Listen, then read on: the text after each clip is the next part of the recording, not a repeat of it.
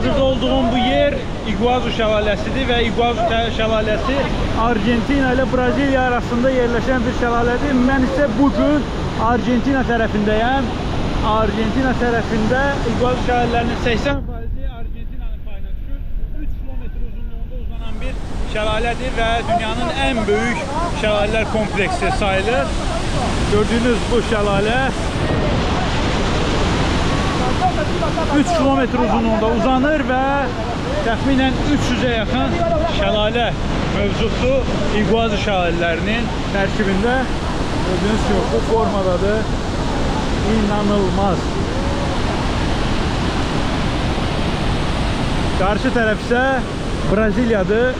Buradan dumandan görsənmir, amma qarşı tərəfdə Braziliyadır. Braziliyadan da Iguazu şəlalələrinə girmək mümkündür, amma Argentina tərəfindəki mənzərə bax bu cürdür.